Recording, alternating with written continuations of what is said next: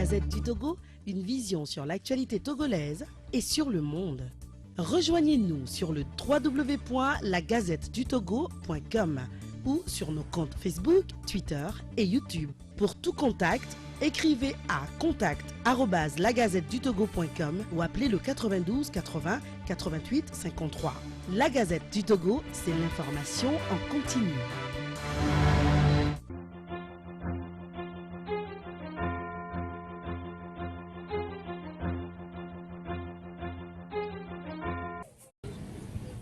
Bénis le Seigneur, ô mon âme.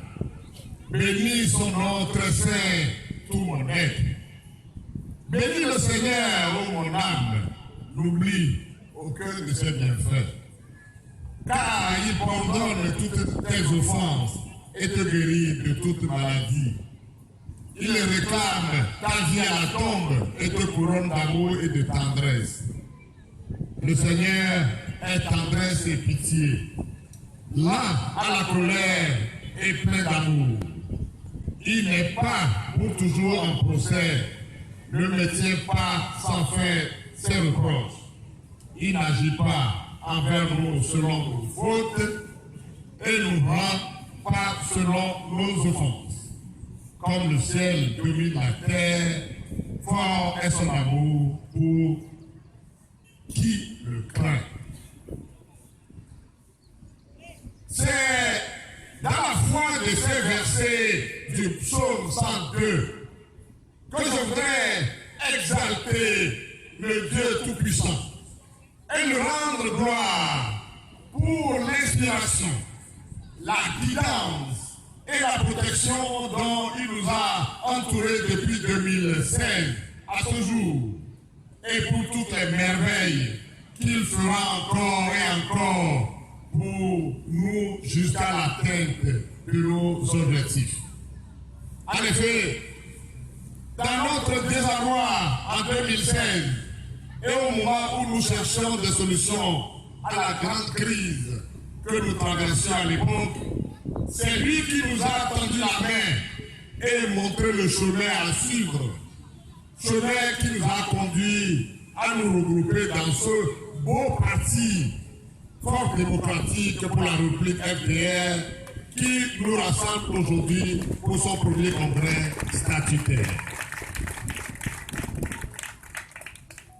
Pour la petite histoire, ce congrès devrait se tenir les 28 et 29 juillet 2023 au CTF Togo 2000. Mais après avoir obtenu l'accord des responsables de cette structure et payé une avance pour réserver fermement les lieux, nous avons été informés plus tard que ces derniers qu'une fois allaient se tenir à la même période sur le site, ce qui risquait de perturber nos congrès. Nous sommes alors rabattus sur le stade de Kégué, où le directeur nous a donné toutes les assurances que notre congrès pourrait se tenir sur l'esplanade nord de ce stade, avec l'offre de 2 salles de réunion, des appareils de sonorisation et des chaises. Une facture nous a été présentée à cet effet que nous avons accepté. C'est donc fort de cet accord avec le directeur du stade que nous avions lancé les invitations. Mais aussi incompréhensible que cela puisse paraître, l'accès au lieu nous avait été refusé à la dernière minute sur la base de motifs obscurs et saugrenus. Nous avons donc été obligés de changer de date et de lieu de notre congrès et nous nous excusons pour les désagréments que cela peut poser aux uns et aux autres.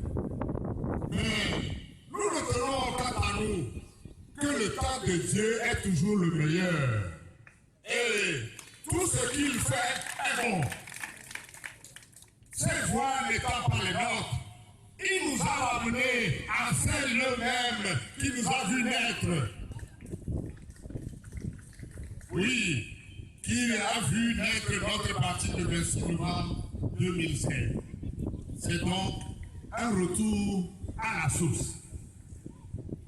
Chers invités, venus de près et surtout de loin pour rehausser l'éclat de cet événement, je vous souhaite la cordiale bienvenue. Je salue plus particulièrement la présence de la coprésidente de Democratic Union of Africa, Doua, Louisa Atta-Djemang, qui est aussi une figure marquante de New Patriotic Party NPP du Ghana, qui nous a fait le grand honneur d'être à nos côtés. Je vous prie encore une fois de lui rendre un vibrant hommage.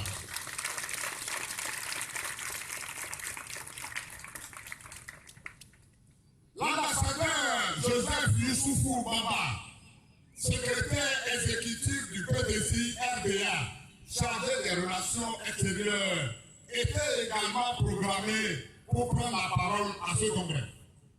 Malgré le décès subit du président Henri Konan Bédié, il n'avait pas renoncé à faire le voyage de Lomé. Mais, comme un coup de sort, le mardi 8 août 2023, soit une semaine jour pour jour après le décès du président Bédié, le général Gaston Oussenan Kone, président du collège des vice-présidents du PDCI RDA, sur qui les militants du parti fondaient leur espoir pour la succession de Bédié, trépassa à son tour. Face à cet enchaînement d'événements cruels pour le parti, l'ambassadeur Bamba n'a donc pas pu faire le voyage. Il nous envoie tout son soutien et celui de son parti, le PDCI RDA. En signe de compassion pour nos illustres disparus, je voudrais très respectueusement vous prier de bien vouloir encore vous lever pour observer une minute de silence à leur mémoire.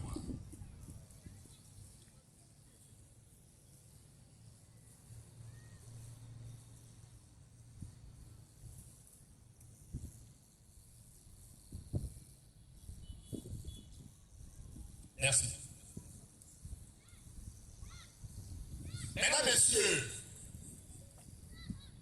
elle a déjà dit, mais je le répète à souhait, la présence parmi nous de la coprésidente de Doua se justifie par le fait que FDR est un parti du centre droit et aujourd'hui membre de la grande famille des partis du centre droit, l'International Democratic Union, AIDU, dont la branche africaine est Democratic Union of Africa, Doua.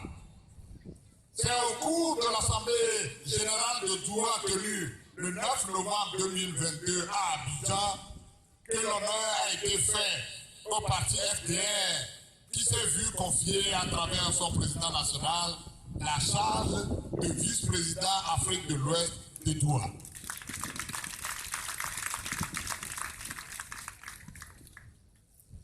À nous tous, militants et militantes devenus des 117 communes du Togo, je voudrais dire un sincère merci pour votre mobilisation, votre détermination et vos contributions diverses pour la tenue de ce congrès.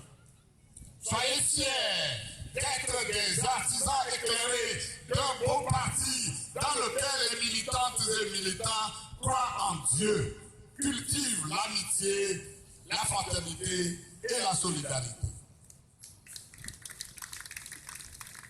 Un parti qui a une vision claire, celle de voir le Togo, notre chère patrie, dirigé demain par des femmes et des hommes de qualité qui seront exclusivement au service des collectivités et de la nation. Notre mission est alors d'œuvrer aux côtés des autres forces politiques du Togo à la mise en place d'un véritable état de droit démocratique et laïque propice au développement intégral du pays et qui garantit la justice sociale et le bien-être des populations. Nous rêvons d'un Togo nouveau, où seront bannis à jamais les divisions ethniques. Un Togo où chaque citoyen apportera sa pierre à l'édification de la nation et sera rétribué selon ses mérites et non sur la base du clientélisme qui est en vogue actuellement et qui fait le lit de la médiocrité. Nous croyons que c'est ensemble, animés par l'amour pour notre pays, la crainte de Dieu, le respect de nos différences et la foi en chacun de nous, que nous parviendrons à convertir nos mentalités et à avancer la marche vers la liberté et la prospérité.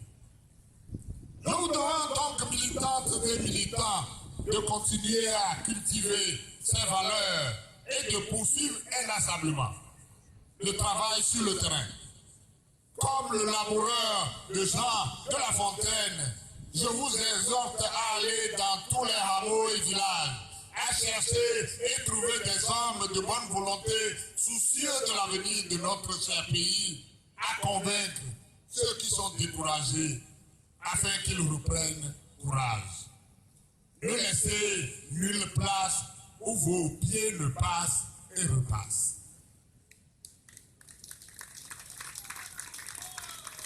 Et comme le dit si bien l'hymne de notre parti, nous ferons demain une ville plus belle à tous ceux qui viendront demain. Le combat, la foi et l'espérance bâtiront notre lendemain. Combattants militants convaincus pour la victoire, combattants militants engagés pour nous libérer. Mesdames, Messieurs, il n'est un secret pour personne que depuis la douloureuse période du parti unique, notre cher pays, le Togo, est identifié dans la sous-région ouest-africaine comme un très mauvais élève. J'allais plutôt dire un élève très récalcitrant en matière de démocratie et d'état de droit. C'est d'ailleurs le seul pays, coordonnateur de la société civile l'a dit tout à l'heure, le seul pays de la sous-région à n'avoir pas connu d'alternance au sommet de l'État depuis plus de 6 décennies.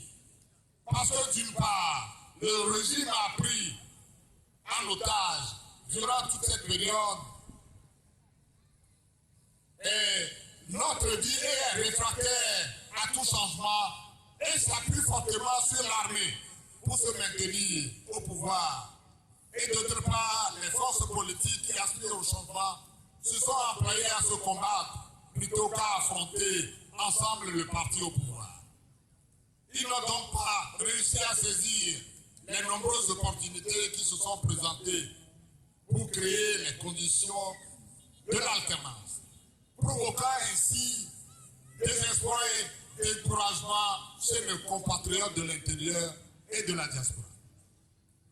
Aujourd'hui, l'arrogance affichée par les gouvernants qui se maintiennent au pouvoir, non pas par la volonté des populations, qu'ils méprisent d'ailleurs royalement, mais par la terreur et par des élections truquées.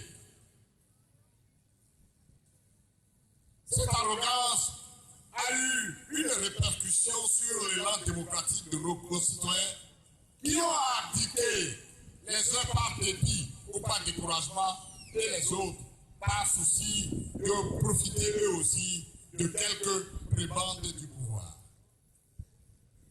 Cette gouvernance désastreuse qui fait le bonheur seulement d'une minorité au détriment de la grande majorité a entraîné la cassure de notre tissu social. Or, notre pays avait dit et répété à plusieurs reprises que ce sont les frustrations accumulées en matière électorale, en matière de violation des droits et libertés, en matière d'inégalité sociale qui constituent le terreau fertile pour l'extrémisme violent et le terrorisme.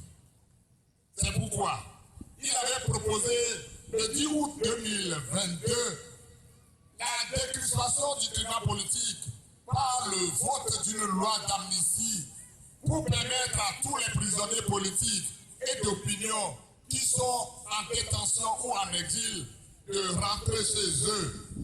La révision profonde du cadre électoral pour rétablir l'équité dans l'organisation des élections et donner une égale chance à tous. Le respect des libertés fondamentales en levant toutes les restrictions aux activités et manifestations des partis politiques et organisations de la société civile. La lutte contre la pauvreté par une gestion saine de nos richesses nationales. Malheureusement, les tenants du pouvoir n'ont pris en compte aucune de ces propositions. Bien au contraire, ils continuent avec désinvolture leur politique de prédation, caractérisée par une diplomatie bling-bling et tous azimuts qui fait fi de la situation économique chaotique que traverse le pays, par un endettement de plus en plus croissant, sans impact réel sur le développement, mais plutôt compromettant l'avenir du peuple.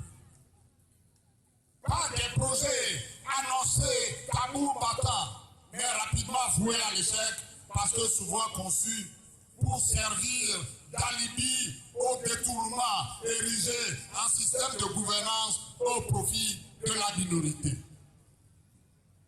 Par un système éducatif obsolescent qui fait du rafistolage un rafistolage inapproprié qui ne valorise pas l'apprenant dans un environnement social et économique en perpétuelle mutation. Par un système de santé à l'agonie.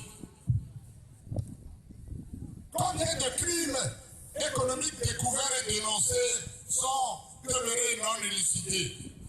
À titre d'illustration, on peut citer les cas de Petrogate, du bâtiment de la route Lomé-Vouga en Fouet, du Covid-Gate.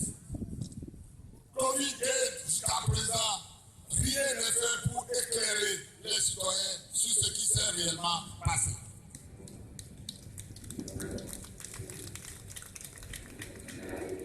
Une démocratie n'a de sens que lorsque les citoyens sont libres de critiquer la manière dont le pays est gouverné.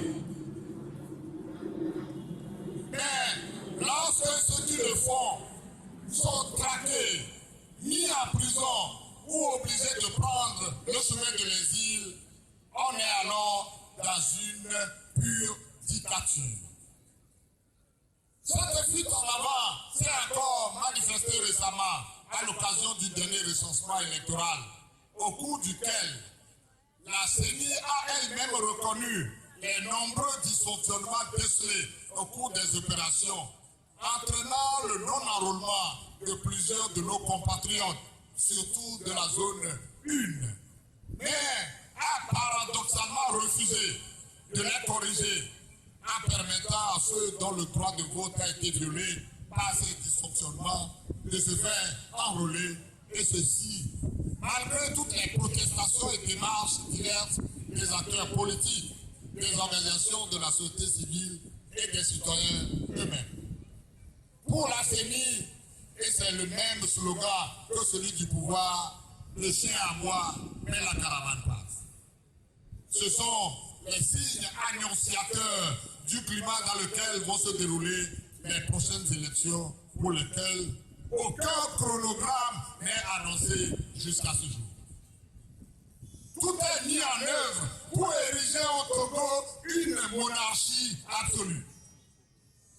C'est en considération de tout cela que notre parti a lancé, au cours de sa rentrée politique du 25 février 2023, un appel à tous les concitoyens de surmonter nos torpeurs, nos résignations pour prendre conscience du désastre dans lequel notre pays est plongé et faire ce que chacun doit pour l'en sortir.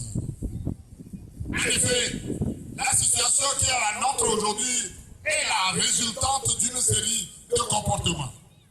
En face de la minorité qui a pris le pays en otage, uniquement pour assouvir ses intérêts égoïstes, avec pour dessein affiché de réduire au silence toute contestation, la grande majorité a manqué d'encadrement et de formation de la part des leaders du changement qui eux-mêmes ne sont préoccupés la plupart du temps que par des intérêts partisans, source de conflits permanents qui ont fragilisé et détruit au fil des années la force de l'opposition. C'est ainsi que depuis notre entrée dans ce qu'on peut appeler par ironie l'ère démocratique, nous avons, par nos actes manqués, raté les nombreuses opportunités qui se sont offertes à nous pour le changement, parce que nous n'avons pas compris que notre mission première envers nos compatriotes est d'abord d'œuvrer pour leur émancipation en les guidant et en les orientant pour leur faire prendre conscience de leur rôle de citoyen. C'est pourquoi notre quête du changement est aujourd'hui dans l'impasse. Il faut aujourd'hui un sursaut de patriotisme pour recréer l'espoir. C'est pourquoi nous avons lancé donc cet appel pour un grand mouvement citoyen. Ce mouvement a porté sur les fonds baptismaux le jeudi 3 août 2023, loin d'être considéré comme une alliance électorale, doit devenir pour chacun de nous un cadre pour le réveil des consciences, pour la remobilisation et pour la libération de notre pays.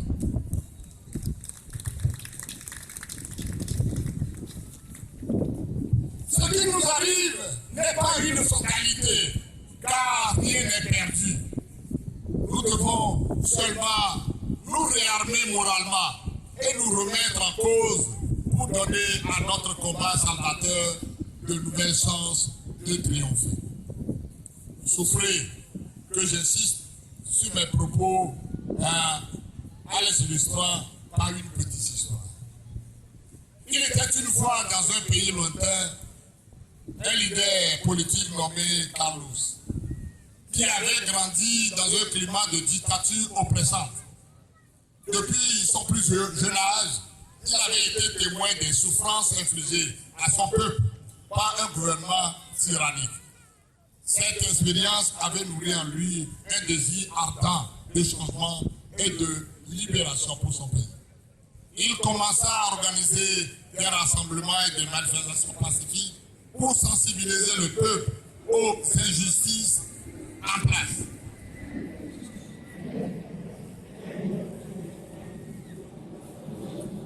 Sa voix s'éleva de plus en plus fort et devint rapidement un symbole d'espoir pour tous ceux qui rêvaient d'une vie meilleure, loin de l'ombre oppressante de la dictature. Au fil du temps, Carlos réalisa que sa mission ne devait pas être de prendre le pouvoir pour lui-même, mais plutôt de guider son peuple vers la victoire sur la dictature. Il comprenait que la clé du succès résidait dans l'unité et la mobilisation de tous ceux qui aspiraient au changement. Il sut qu'il devait être le guide qui montrerait le chemin vers la liberté, mais que la responsabilité de parvenir à cette liberté incombait à chacun. Il rassembla autour de lui une équipe de personnes talentueuses et dévouées, partageant la même vision et les mêmes valeurs. Ensemble, ils élaborèrent des stratégies pour renforcer la résistance pacifique contre la dictature. Au fur et à mesure que la résistance s'intensifiait, Carlos continua de rappeler à tous les valeurs fondamentales qu'il défendait.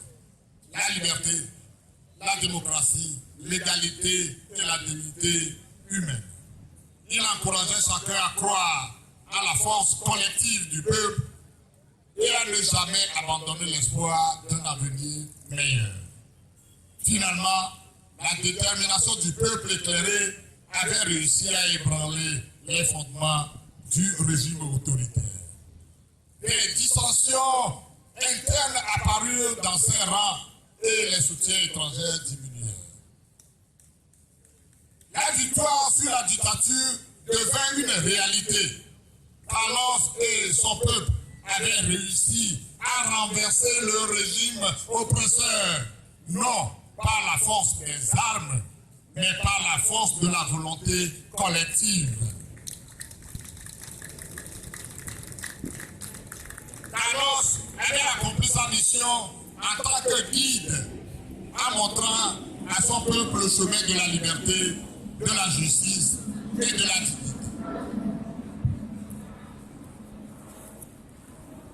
La leçon à tirer de cette histoire est que dans l'abnégation, nous pouvons tous œuvrer pour sortir notre chère patrie, le Togo, de la situation désastreuse dans laquelle elle se trouve aujourd'hui, sans nécessairement conditionner notre combat pour l'avènement d'une vraie démocratie au Togo par notre positionnement politique que nous procurerait ce combat. Nous ne serons pas tous maires, députés, présidents de la République, mais nous pouvons tous avoir la fierté demain d'avoir contribué à l'émergence d'un Togo libre et prospère, débarrassé des prédateurs de tout cran et qui font mes bases sur notre patrimoine commun. Comme Carlos, chacun de nous doit devenir un éclaireur, un éveilleur de conscience dans son milieu. Et plus nous avons des Carlos dans nos rangs, et plus vite nous arriverons à bout de la dictature.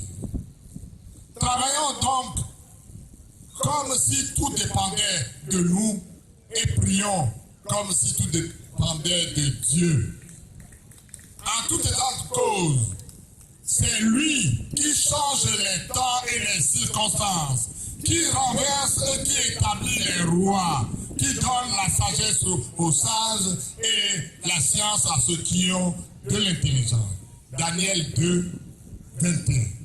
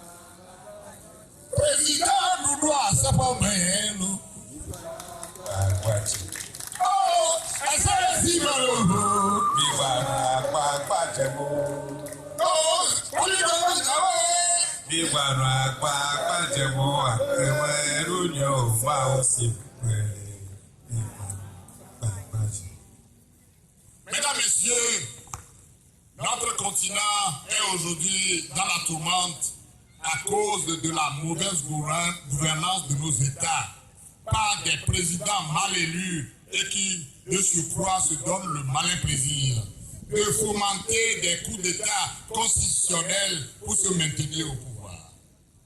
C'est à cet égard que nous dénonçons le double standard de la CEDEAO face aux coups d'État constitutionnels et militaires.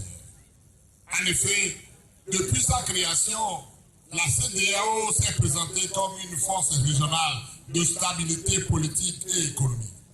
Cependant, une incohérence frappante se démarque dans sa réaction aux différents types de coups d'État survenant au sein de ses États membres. Si la CEDEAO condamne avec fermeté les coups d'État militaires, elle semble curieusement tolérante envers les coups d'État constitutionnels, soulevant ainsi des questions pertinentes quant à sa véritable position sur la préservation de la démocratie et de l'état de droit. En effet, la CEDEAO a adopté une position ferme contre des coups d'État militaires et a souvent imposé des sanctions économiques et diplomatiques immédiates au régime militaire, démontrant ainsi son engagement en faveur du respect des normes démocratiques et du retour à l'ordre constitutionnel, ce qui montre son soutien à la stabilité et à la primauté du pouvoir civil. Cependant, l'attitude de la même CEDEAO envers les coups d'État constitutionnels est totalement ambiguë. Alors que de tels événements sapent les fondements même de la démocratie en contournant les processus électoraux et les limites constitutionnelles. La CEDEAO reste sans réaction devant ces coups d'État constitutionnels. Des exemples récents montrent que certains États membres ont réussi à contourner les mécanismes démocratiques grâce à des interprétations laxistes de leur propre constitution, sans être confrontés à une réaction significative de la part de la CEDEAO. Comment peut-elle justifier une réaction aussi robuste avec les coups d'État militaires tout en restant relativement silencieux face aux atteintes constitutionnelles? L'impuissance synonyme de laxisme des chefs d'État de la CEDEAO à l'écart de certains de leurs pairs s'est plusieurs fois manifestée par le refus de ces derniers à adhérer à la réforme du protocole additionnel en vue de la limitation des mandats présidentiels à 2. Cette incohérence a enlevé toute crédibilité à cette institution. Et le plus paradoxal est que les sanctions contre les États où intervient un coup d'État sont prises par tous les chefs d'État, même ceux qui ont fait eux aussi des coups d'État constitutionnels et ou trafiqué les résultats des urnes pour se maintenir au pouvoir sous le regard bienveillant de la CEDEAO et des autres institutions internationales.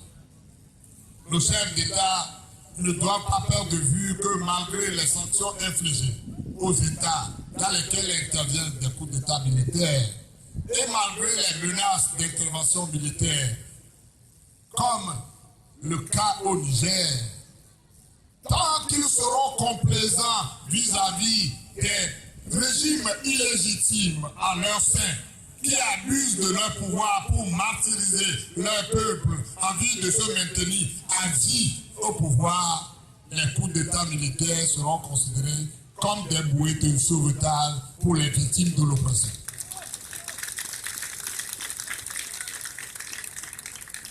Ils doivent d'ailleurs reconsidérer la décision hasardeuse d'une intervention militaire au Niger qui risque à terme de transformer notre sous-région ouest-africaine en champ de bataille des forces étrangères.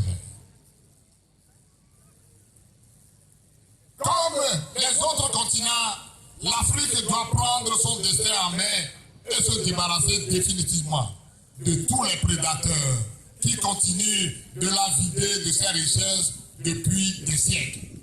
Et pour y arriver, elle doit se débarrasser de tous les dirigeants, sans scrupules et sans aucune vision, utilisés par l'Occident pour mieux la spolier.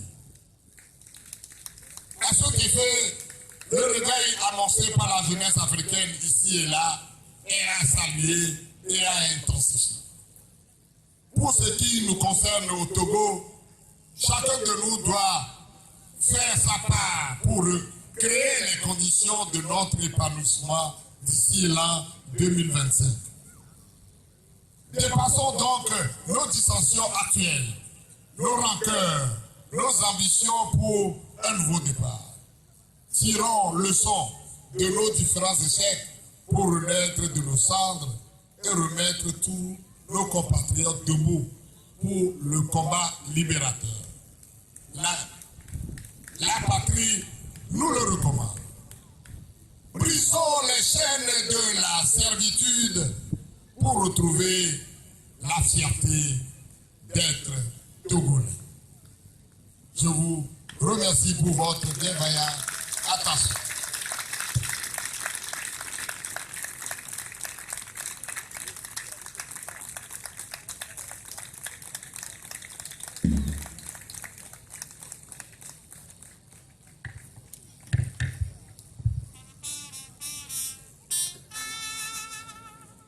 Il est appelé le président national. Paul Toti, Abogon, le Boumemi et le Moussoukonemi. Il y a le président Tasside, Roynani. Le président national vient de prononcer son mot. Nous disons la même fille. La Gazette du Togo, une vision sur l'actualité togolaise et sur le monde.